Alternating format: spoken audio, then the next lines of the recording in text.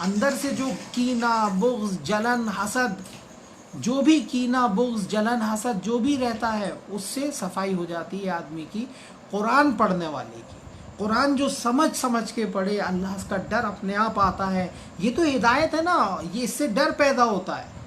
قرآن پڑھنے سے، سمجھ کے پڑھنے سے اللہ کا خشع آتا ہے دل میں، اور اس کے علاوہ کوئی اور کتاب نہیں ہے، قرآن ہی ہدایت ہے۔ یہ مت کہنا آپ کہ قرآن بھی ہدایت ہے اور چیزیں بھی ہدایت ہیں، قرآن ہی ہدایت ہے، اس کے علاوہ تو باقی سب گمراہی ہی ہے۔ فرمایا مرفوعۃ مطہرہ بِأَیدی سفارہ، لکھنے والوں کے ہاتھوں میں، اسفارہ سفارہ روشنائی کے لیے، کرام بررہ، اکرام کیے ہوئے، بر نیک۔ یہ بر لفظ جو آتا ہے، نیکی لفظ یہ جو سمجھا جاتا ہے معاشرے میں، یہ لفظ پورے قرآن میں کہیں نہیں ملے گا آپ کو، نہ اور کتابوں میں ملے گا۔ بر آتا ہے بری، آزاد، برہ ابرار، آزاد، فریڈم لو۔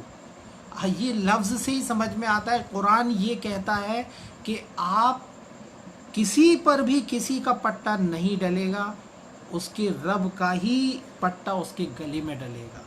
وہ غلامی، کوئی کسی کا غلام نہیں ہوگا، رب کی غلامی اختیار کریں گے، بلکہ وہ غلامی کیا، وہ تو عبدیت ہے، بندگی ہے رب کا۔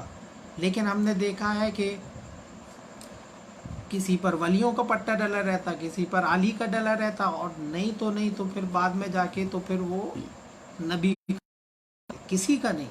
غلامی سسٹم کو تو قرآن نے جب ہی منع کر دیا تھا، قرآن نازل ہوتے وقت ہی، جب سے غلامی جو سسٹم تھا، پہلے لوگ باغ خریدے جاتے تھے، بیچے جاتے تھے، قرآن نے اس کو جب سے ہی روک لگائی، اور بعد میں قرآن نازل ہوتے ہوتے پورا غلامی سسٹم ختم ہو گیا تھا عرب سے۔ اب دنیا میں کچھ ایک جگہ شاید ہی ہو، لیکن پوری دنیا میں اب یہ سسٹم، غلامی، انسانوں کو خریدنے بیچنے کا سسٹم نہیں ہوتا ہے۔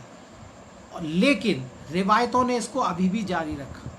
قرآن نے تو یہ کہہ دیا تھا رسول اللہ سے کہ کوئی قیدی اگر آ جائیں، آپ سمجھتے ہو نا، جنگ میں قیدی پکڑتے آتے تھے تو ان کو غلام بنا لیا جاتا تھا، پھر انہیں بیچا جاتا تھا۔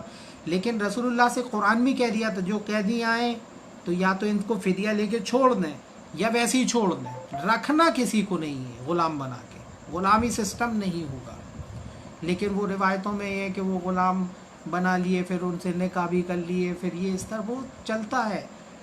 لیکن قرآن اس کو منع کر دیا، غلامی سسٹم کو۔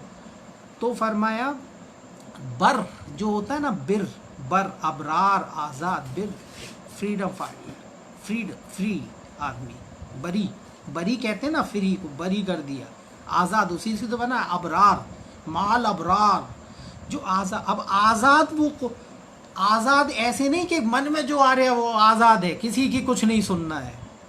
آپ رب کے پٹا ڈلا ہے نا، تو قرآن کے جو احکامات ہیں اس سے ریسٹرکٹڈ ہیں آپ، باقی جو معاشرے سے جو ریسٹرکشن ہے اس سے آپ نہیں ہیں ریسٹرکٹڈ۔ آپ اپنے رب کا پٹا ڈلا ہے، آپ آیتوں کے ریسٹرکٹڈ ہیں، جس کو قرآن نے کہہ بھی دیا، ایک جگہ سمجھا بھی دیا کہ کتاب موقوتہ والی آیت کون سی ہے وہ، کتاب موقوتہ، ان الصلاۃ مومنین کتاب موقوتہ، ہاں، تو وہ آیت میں بھی بتایا گیا کہ یہ تو پابند کرتی ہے، صلاۃ آدمی کو ریسٹرکٹڈ کرتی ہے، اس کی پوری زندگی پہ حاوی رہتی ہے، وہ پابند ہوتا ہے، وہ ایسا نہیں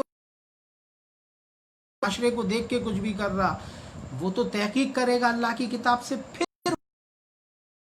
اسی لیے کہتے ہیں نا بہت اسٹرکٹ ہو جاتا، اس کے اندر ایمان جم جاتا۔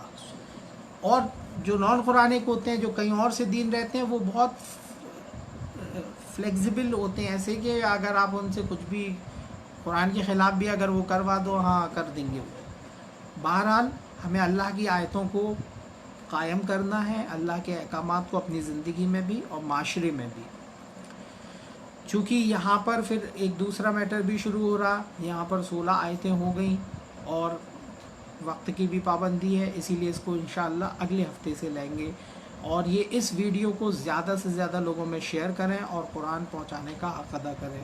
وآخر دعوانا الحمدللہ رب العالمین۔